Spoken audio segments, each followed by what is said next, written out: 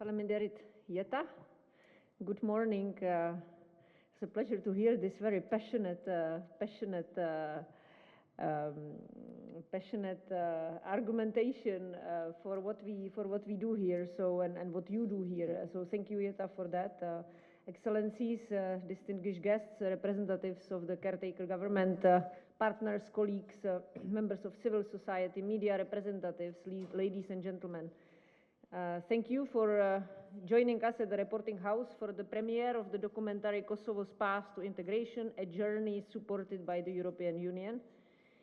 Indeed, the timing could not be better because we are celebrating this week Europe Day, Europe Week, and with this more than 25 years of partnership between the European Union and Kosovo.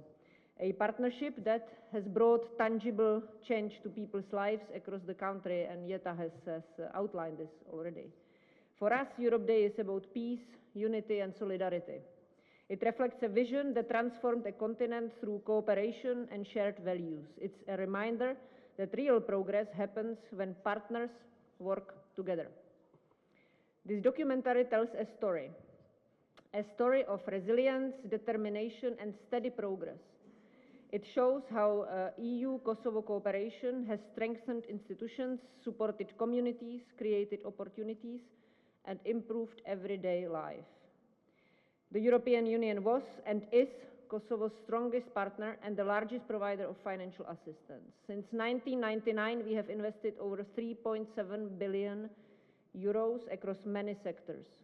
Today, that support continues through the pre-accession funding, IPA, and the growth plan, a clear sign of our long commitment and long-term commitment to Kosovo's development and its European future. And please allow me to say that I'm very glad to be here with Jeton Zulfaj, the government of Kosovo chief negotiator for the EU, and RGF, the Reform and Growth Facility coordinator. His appointment testifies that the government of Kosovo takes the EU-related reforms seriously.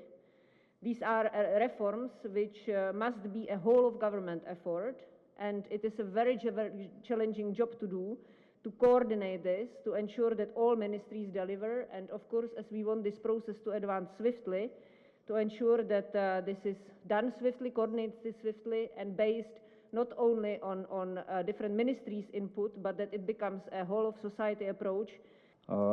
Dje ishim në një ngjarje të ngjashme, si kjo, më saktë në pritjen e organizuar nga zyra e Bashkimit Evropian në Kosovë. Aty u thanë gjëra që mendoj se duhet t'i themi më shpesh e t'i theksojmë më qartë. Dita e Evropës na kujton rëndësinë e paqes si parakusht për prosperitet socioekonomik, për rëndësinë e institucioneve të përbashkëta, për bashkëpunim dhe solidaritet që sjell mirëqenie dhe zhvillim. Ishim pikërisht ideja e Robert Schuman që pas luftës së dytë botërore janë institucionet, na duhen institucionet të përbashkëta në Evropë, të cilat sjellin bashkëpunimin, dhe që nga traktati i Parisit deri te traktati i Lisbonës, Bashkimi Evropian hap pas hapi është zhvilluar dhe është bërë vendi ku të gjitha vendet e Evropës duan të antarësohen. Vlerat themelore të Bashkimit Evropian, Kosova i ka të mishëruara në kushtetutën dhe ligjet tona. Këto vlera, që i theksoi Eva më herët, janë respektimi i dinjitetit njerëzor, lirisë, barazisë, demokracisë, sundimi i ligjit dhe respektimi të drejtave të njerëzit, duke përfshirë të drejtat e personave që u përkasin pakicave. Ne jemi të rreshtuar me këto vlera si një ndër vendet me mbështetjen më të lartë për Bashkimin Evropian. Kjo mbështetje është e natyrshme, pasi ndajmë jo vetëm vlerat, por edhe një kujtesë kolektive për kontributin dhe ndihmën që Bashkimi Evropian ka dhënë për Kosovën në çdo sferë dhe sektor.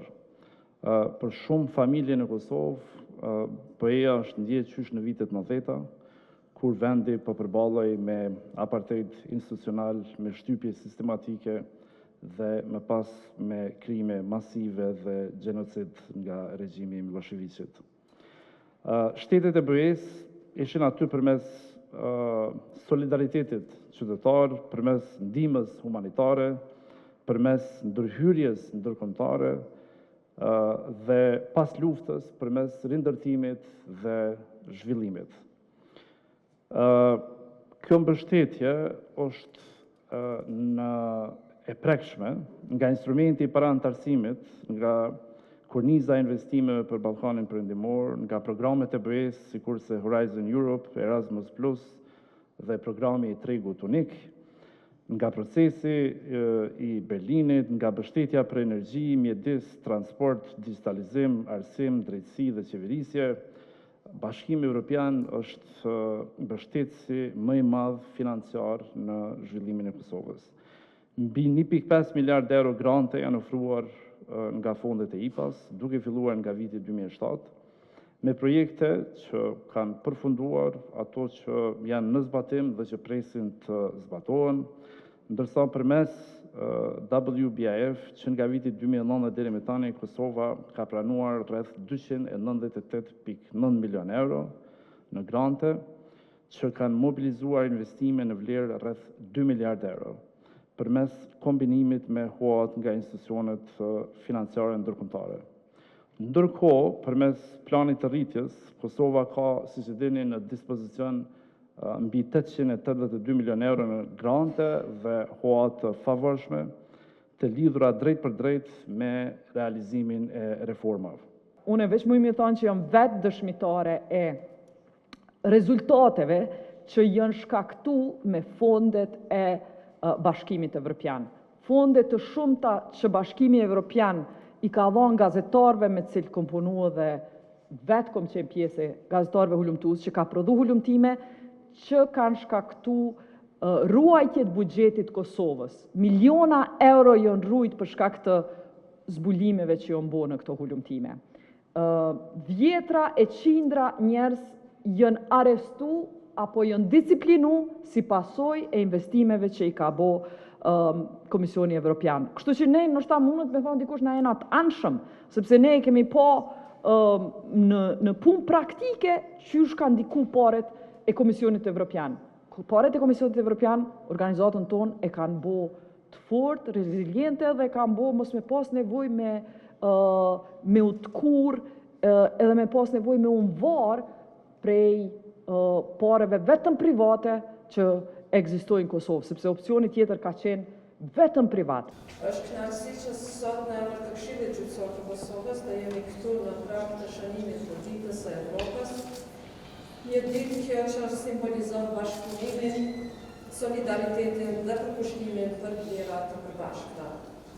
Bashkimi Evropian ka qenë dhe mbetet një nga partnerët më të rëndësishëm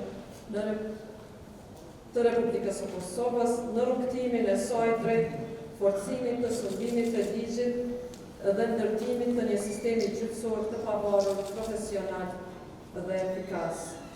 Në sektorin e gjyqësorit, kontributi i BE-s ka qenë konkret dhe shumë dimensional. Një ndër zhvillimet më të rëndësishme është mbështetja për themellimin e evidencës qendrore penale NCCR, e cila përbën një hap të rëndësishëm drejt rritjes së sigurisë juridike, efikasitetit dhe koordinimit institucional në menaxhimin e të dhënave nga dosja penale.